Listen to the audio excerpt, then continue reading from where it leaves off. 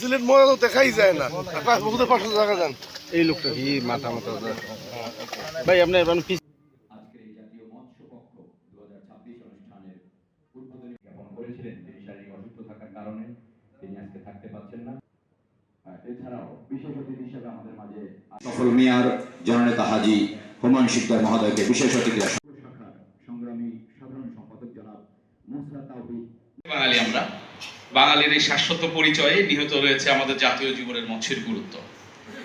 বর্তমানে বাংলাদেশে মৎস্য উৎপাদনে শুধু সম্পূর্ণই নয়, বরং উদ্বৃত্ত একটি দেশ।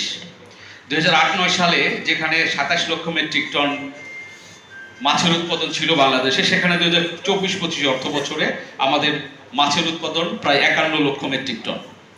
তাছাড়া জনপ্রতি 60 গ্রাম চাহিদার বিপরীতে বর্তমানে আমাদের প্রতিটি মানুষ 67 গ্রাম করে মাছ প্রতিদিন খেতে পারছে।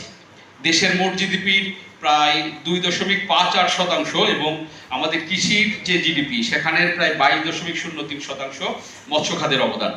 বর্তমান মৎস্য খাতের জিডিপির প্রবৃদ্ধি 1.41%। আপনারা জানেন, সারা পৃথিবীর সাথে পাল্লা দিয়ে বাংলাদেশ এগিয়ে যাচ্ছে মৎস্য আহরণ সহ মৎস্য উৎপাদনে। আমাদের যে এফএও অর্থাৎ কৃষি উন্নয়ন সংস্থা, তার যে তথ্য অনুযায়ী অভ্যন্তরীণ মুক্ত জলাশয়ে মৎস্য আহরণে বিশ্বে বাংলাদেশের অবস্থান দ্বিতীয়, বদ্ধ জলাশয়ে মাছ উৎপাদনে পঞ্চম ও তেলাপিয়া উৎপাদনে বাংলাদেশ পৃথিবীর ভিতরে চতুর্থ।